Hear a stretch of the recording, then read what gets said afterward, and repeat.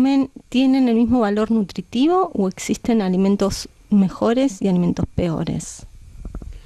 Bueno, no puede hablarse de que hay alimentos exactamente mejores que otros, pero sí de que hay alimentos más completos que otros. Pero todo esto está, digamos, ligado íntimamente a la especie de ser vivo al cual nos tenemos que referir. Existen para el combustible, digamos, para el metabolismo, como combustible del metabolismo de todos los seres vivos, existen tres sustancias básicas en la naturaleza, que son las proteínas, los hidratos de carbono y las grasas.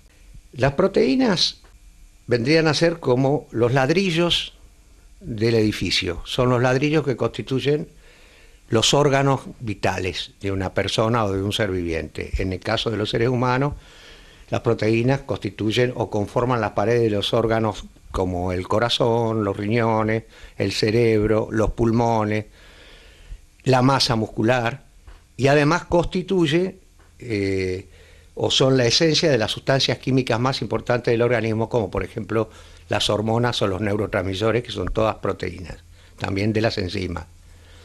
De manera de que las proteínas son absolutamente fundamentales para la vida de cualquier, digamos, para la existencia de cualquier ser vivo. El otro grupo importante es el grupo de las grasas. Las grasas se forman o pueden formarse a partir de un exceso de proteínas. Si uno come proteínas, supongamos, come todos los días más cantidad de carne o de asado que las necesarias para construir esos bloques de los órganos vitales y para construir hormonas, para construir enzimas, incluso anticuerpos, el exceso de todo eso se transforma en grasa y también en hidrato de carbono. Ahora, la grasa es absolutamente también indispensable y vital para la vida, porque la grasa constituye toda la energía de reserva que tiene el organismo y que eventualmente la puede llegar a utilizar en un periodo de crisis alimentaria muy grave. Entonces, echa mano a su reserva de energía, que son precisamente las grasas. El tercer combustible básico del metabolismo de los seres vivos son los hidratos de carbono. Los hidratos de carbono son sustancias que provienen principalmente del reino vegetal y su función específica es puramente energética. Es decir, son los encargados de proporcionar la energía necesaria para que el cuerpo realice sus actividades vitales. Se degradan muy rápidamente en glucosa, que es el combustible principal que tiene el organismo para realizar sus funciones.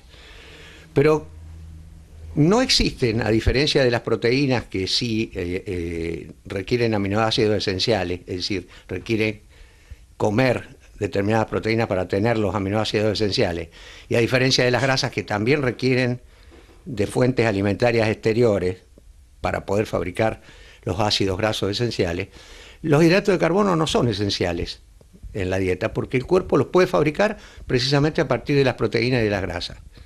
Y ese carácter de no esencial de los hidratos de carbono, es decir, que pueden ser reemplazados y fabricados por el propio cuerpo, hace que no necesariamente tengan que ser incluidos en la dieta de un ser vivo.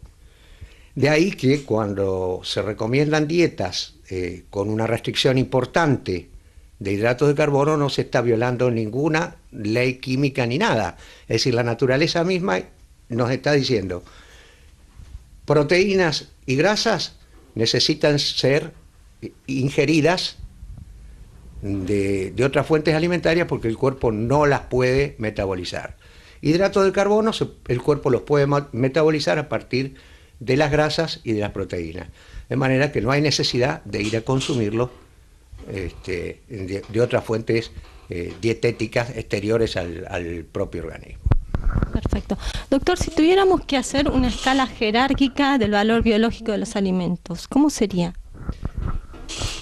Bueno, en la naturaleza existen tres clases de seres vivos, si los consideramos desde el punto de vista alimentario.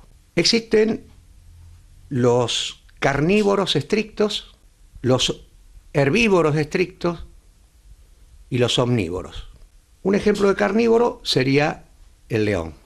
Un ejemplo de herbívoro que se alimenta exclusivamente de carne. Un ejemplo de herbívoro sería la vaca, que se alimenta exclusivamente de hierbas y de algunos otros vegetales. Y un ejemplo de omnívoro sería el ser humano, que se alimenta tanto del reino vegetal como del reino animal.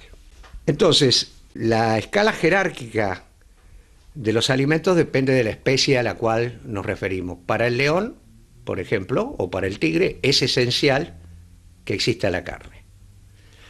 Hay una ley de la naturaleza que dice, es una ley universal que dice que cada especie debe comer lo que tiene que comer y no otra cosa bajo la pena de enfermarse o de morirse. De manera de que un león o un tigre o cualquier otro carnívoro solamente comiendo carne puede extraer de la carne, su organismo le permite extraer de la carne las proteínas, los hidratos de carbono y las grasas necesarias para hacer más león, o sea, para mantenerse vivo, crecer y desarrollarse. Pero también le prohíbe comer de cualquier otra cosa que no sea carne. Puede eventualmente comerlo, pero finalmente se va a enfermar y se va a morir. Lo mismo ocurre con los herbívoros puros.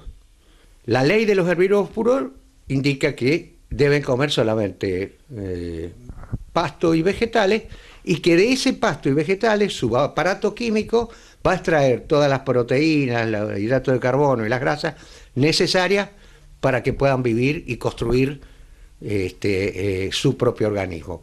Es decir, lo mismo que necesita el león y que el león extrae de la carne pero de ninguna otra cosa, lo mismo necesita la vaca, ¿no es cierto? Pero la diferencia está en que está condicionado su aparato químico para que la vaca extraiga del pasto todo lo que necesita para vivir. En el caso del hombre, la ley del hombre es la ley natural que rige el comportamiento alimentario del hombre, es que aproximadamente se podría decir que debe comer todo lo que camina, nada o vuela, y algunos que otros vegetales que contribuirían de alguna forma a que su organismo pueda metabolizarlos en proteínas, hidratos de carbono, grasa, vitaminas y minerales. Esto trae a colación otras cosas muy importantes. Estas leyes no pueden ser violadas, y si se violan producen enfermedad y muerte. Dentro de las leyes hay agregados a esas leyes. Por ejemplo, a los animales carnívoros la naturaleza les impone que deben comer carne, pero solamente carne de animales herbívoros. Es decir, ni un león, ni un tigre, ni ningún otro carnívoro come carne que no sea de animal herbívoro. Los animales herbívoros comen pasto, pero no cualquier pasto. A la vaca nadie le enseñó cuál era el pasto bueno o el pasto malo, pero si el pasto es venenoso, la vaca instintivamente no come ese pasto. Y en el ser humano existen también subleyes a esa ley de que debe comer todo lo que camina, todo lo que vuela y todo lo que nada, y algunos de los vegetales. Los hechos demuestran que puede haber una ley natural que, entre otras cosas, le especifica: del reino vegetal puedes comer casi todo, menos el extracto cristalino de la caña dulce y menos el polvo blanco del grano del trigo. Es decir, nos estamos refiriendo al azúcar y a la harina refinada. Mientras el hombre durante casi 2 o 3 millones de años no comía esos alimentos que son más de la civilización que de la naturaleza, se desarrolló bien, y la prueba está que hoy podemos estar hablando. Si no, la especie se hubiera extinguido y nosotros no estaríamos hablando. Cuando empezó a agregar a sus alimentos, hace unos 15.000 años atrás, el azúcar, la harina refinada y casi todos los productos refinados que estamos consumiendo, empezaron a aparecer en el hombre enfermedades que no existieron durante 2,5 millones de años.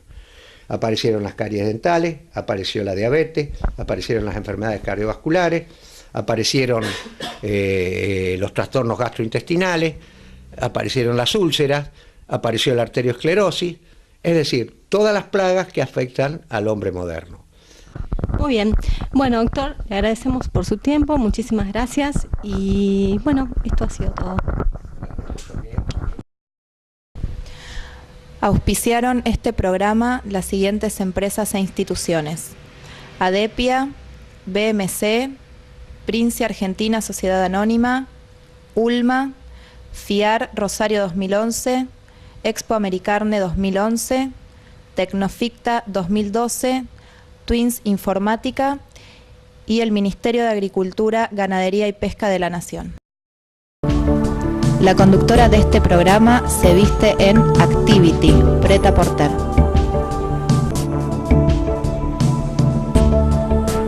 Credivico, Cooperativa de Crédito, Vivienda y Consumo Limitada. La producción de este programa viaja gracias a Secontour. Llegamos al fin de nuestro programa. La semana que viene tendremos una cobertura internacional, ya que estuvimos en la ciudad de Montevideo cubriendo el Congreso del Campo al Plato y también estuvimos en el Congreso de Certificación Halal. Ahora Cari nos va a contar las nuevas novedades que tenemos en nuestra editorial Red Alimentaria. Gracias, Jimé. Sí, les quiero contar que a partir de los primeros días de diciembre está saliendo la edición 27 de la revista Solo Aves y Porcinos, y en los próximos días también estaremos publicando la guía del comprador. Si quieren tener información sobre nuestras revistas, lo pueden hacer enviando un mail a info@redalimentaria.com o mediante nuestras dos páginas web, redalimentaria.com y en redalimentaria.com. Bueno, Jimé, gracias por acompañarnos. Gracias a vos. Y bueno, nos vemos en el próximo programa.